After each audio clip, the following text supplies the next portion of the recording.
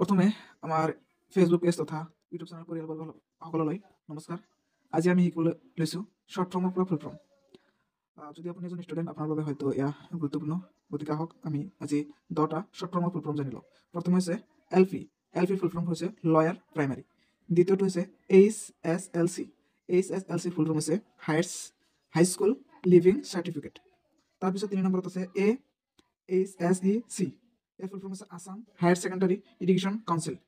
তাৰপিছত 4 নম্বৰত আছে BA। BA এৰ ফুল ফৰ্ম হচ্ছে ব্যাচেলৰ অফ আৰ্টস। তাৰপিছত 5 নম্বৰত আছে BSc। BSc এর ফুল ফর্ম হচ্ছে ব্যাচেলর অফ সায়েন্স। তারপিছত নাম্বার 6ত আছে DLED। DLED এর ফুল ফর্ম হচ্ছে ডিপ্লোমা অফ এলিমেন্টারি এডুকেশন। তারপিছত আছে নাম্বার 7ত MA। MA এর ফুল ফর্ম হচ্ছে মাস্টার অফ আর্টস। তারপিছত আছে নম্বর 8 PhD। PhD এর ফুল ফর্ম হচ্ছে ডক্টর অফ ফিলসফার। তারপিছত আছে নম্বর 9। নম্বর 9ত আছে BEd। BEd এর ফুল ফর্ম হচ্ছে ব্যাচেলর অফ এডুকেশন।